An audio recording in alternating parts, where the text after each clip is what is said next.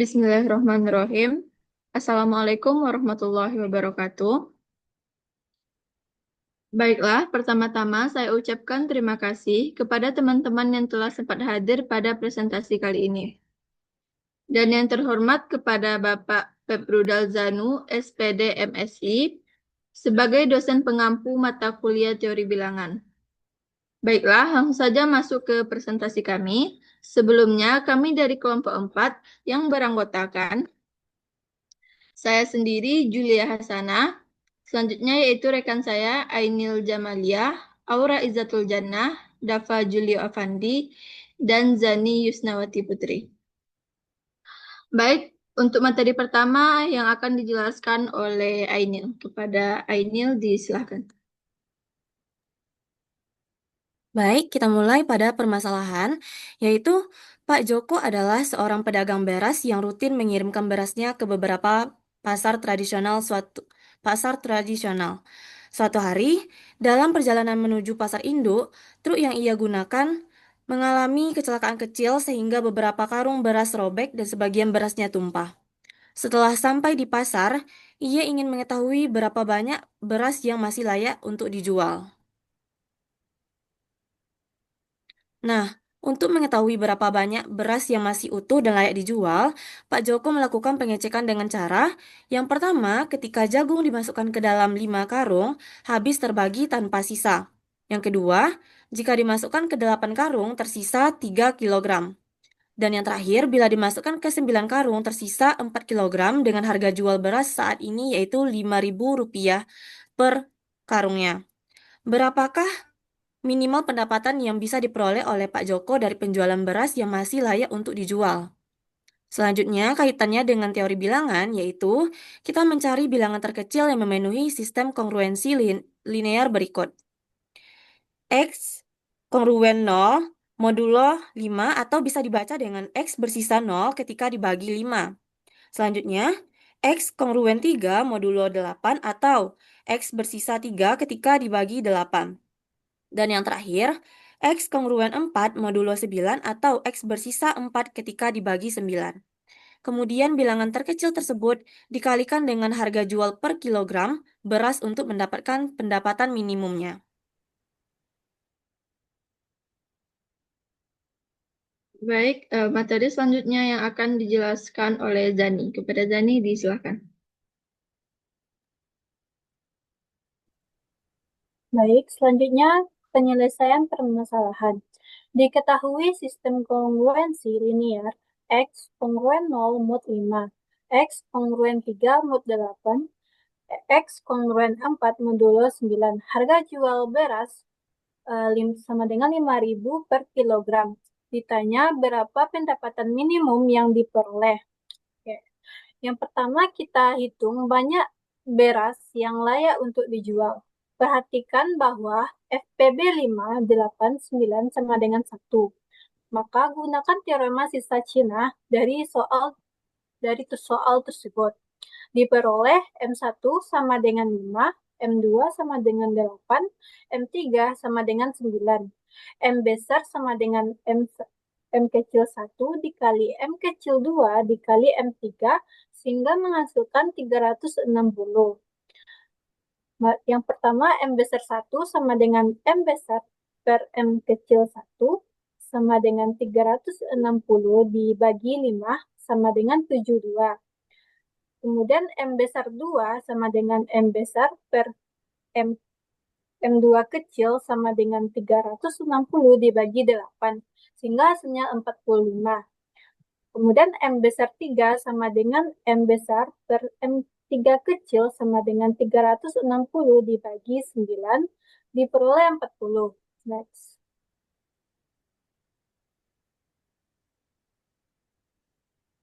Kemudian kita cari inverse M besar 1 dalam modulo 5. 72X kongruen 1 modulo 5. Selanjutnya 72X kongruen 1 kurang 5K modulo 5. 72 kongruen dengan 2, sehingga 2X kongruen 1 modulo 5 Selanjutnya 2X sama dengan 1 dikurang 5 dikali 1 modulo 5. Selanjutnya 2X kongruen min 4 modulo 5. Diperoleh X kongruen min 2 modulo 5. X kongruen min 2 ditambah 5 modulo 5 diperoleh X kongruen 3 modulo 5. Jadi, inverse M besar 1 adalah 3. Kemudian inverse M besar 2 dalam modulo 8. 45 X kongruen 1 modulo 8. 45 kongruen dengan 5. Sehingga 5X kongruen 1 modulo 8. 5X kongruen 1 dikurang 8K modulo 8. Selanjutnya 5X kongruen 1 dikurang 8 dikali 2 modulo 8. Diperoleh 5X kongruen min 15 modulo 8. Kemudian kedua ruas dibagi 5 sehingga menghasilkan X kongruen min 3 modulo 8. Kemudian X kongruen min 3 ditambah 8 modulo 8 diperoleh X kongruen 5 modulo 8. Sehingga M2 inverse adalah 5. Selanjutnya. Kemudian kita cari inverse M3 dalam modulo 9. Diketahui tadi M kecil sama dengan 40. X kongruen 1 modulo 9. 40 kongruen dengan 4, maka 4X kongruen 1 modulo 9.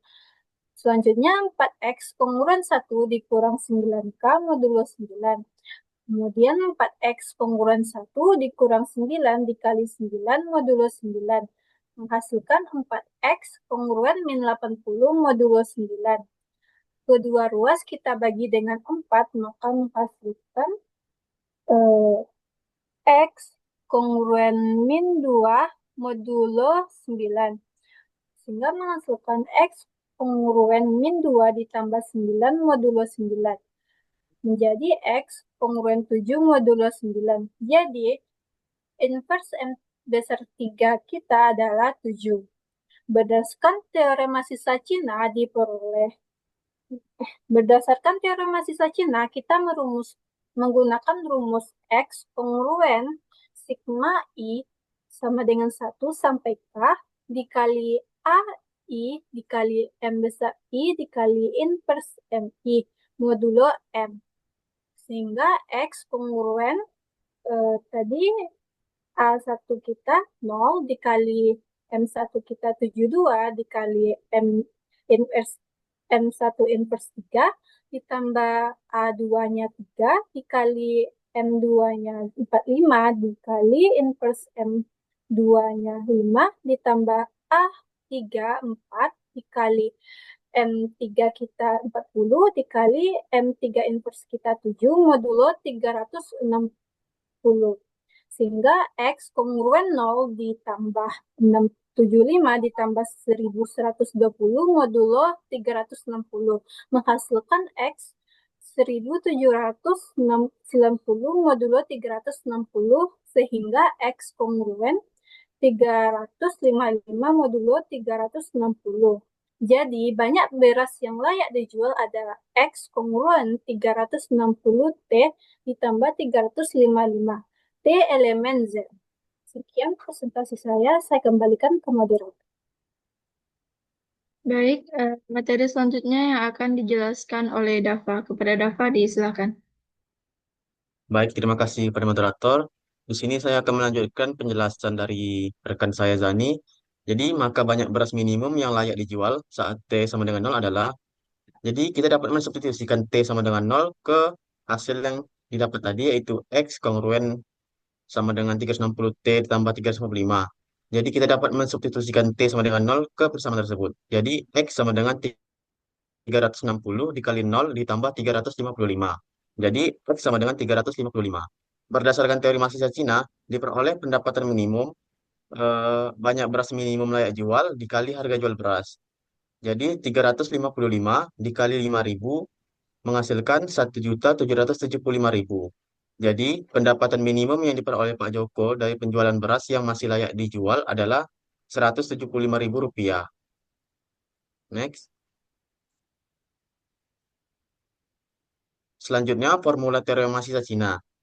Jika diketahui sistem kongruensi berikut, X kongruen A1 modulo M1, X kongruen A2 modulo M2, sampai X kongruen AK modulo MK. Dengan FPB MI MJ sama dengan 1, untuk setiap I tidak sama dengan J. Maka ada solusi unik X pada 0 lebih kecil sama dengan X lebih kecil daripada M besar. Dengan M besar sama dengan M1 dikali M2 dikali M3 dikali sampai MK. Untuk pembuktiannya, definisikan M sama dengan M1 dikali M2 dikali M3 sampai dikali MK, MI sama dengan M besar per MI. Yang diketahui bahwa FPB MI MJ sama dengan 1 untuk setiap I tidak sama dengan J. Sehingga FPB MI MJ sama dengan 1.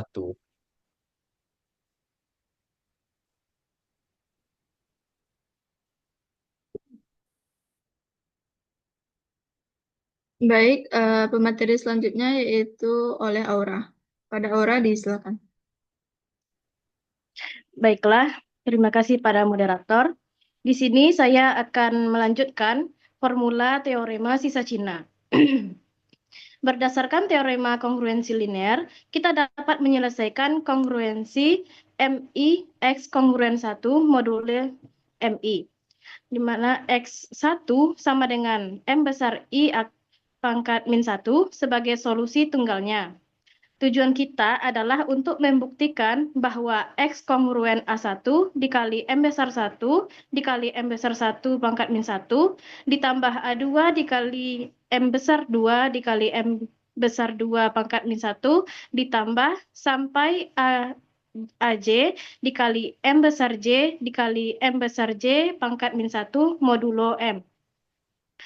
Di mana ini adalah solusi simultan dari sistem kongruensi yang diberikan. Perhatikan bahwa MI kongruen 0 modulo M. Karena M habis dibagi MI, maka diperoleh X kongruen A1 M besar 1 pangkat min 1 ditambah A2 dikali M2 pangkat min 1 ditambah sampai AJ dikali MJ pangkat min 1 modulo M. Pilih bilangan bulat X1 sehingga MI dikali XI sama dengan 1 modulo M. Oleh karena itu, diperoleh X kongruen AI dikali 1 modulo M. Sehingga X kongruen AI modulo M.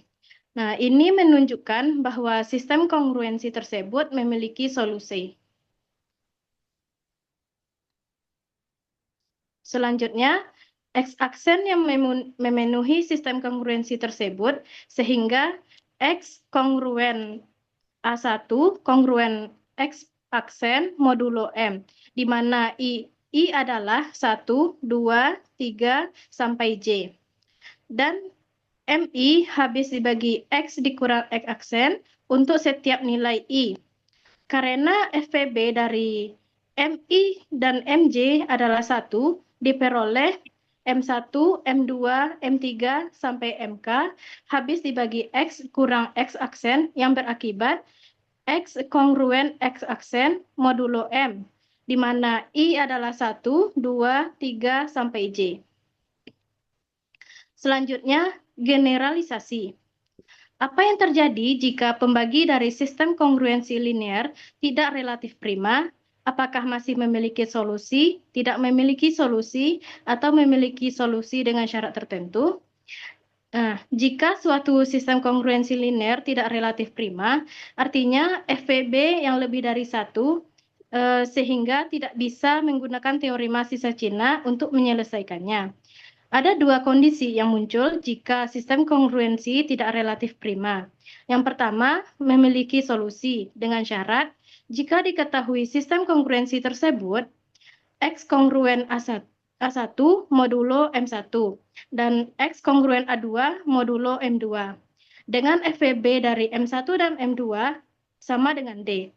Memiliki solusi jika A1 sama dengan A2 modulo D. Dan syarat yang kedua yaitu tidak memiliki solusi jika A1 tidak sama dengan A2 modulo D.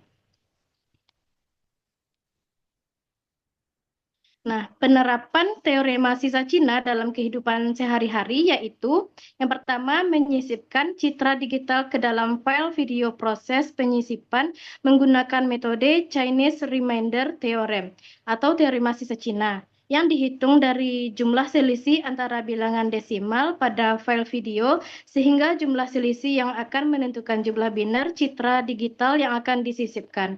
Penggunaan metode Chinese Remainder Theorem atau CRT dalam menyisipkan citra akan meningkatkan keamanan citra tersebut. Yang kedua, penyimpanan file komputer dan fungsi hashing digunakan untuk memecah data menjadi beberapa bagian dan menyimpannya di lokasi yang berbeda. Sehingga data dapat direkonstruksi bahkan jika beberapa bagian hilang atau rusak dapat digunakan dalam konstruksi fungsi hashing yang lebih canggih atau dalam skema yang memerlukan pemetaan bilangan besar ke dalam ruang yang lebih kecil dengan properti tertentu. Baiklah, sekian dari saya kembalikan ke moderator. Baik, terima kasih kepada rekan semua. Di sini, dari materi ini, kelompok kami menarik kesimpulan bahwa teorema sisa Cina menyatakan bahwa suatu sistem kongruen linier dengan modulus yang saling relatif prima selalu memiliki solusi yang unik dalam modulo hasil kali dari semua modulus tersebut. Jika modulus tidak saling prima, sistem masih dapat memiliki solusi asalkan sisa-sisa kongruensinya serasi atau kongruen terhadap faktor persekutuan terbesar masing-masing modulus. Dan jika solusi ada, maka uniknya berlaku dalam modulo kelipatan persekutuan terkecil dari semua modulus.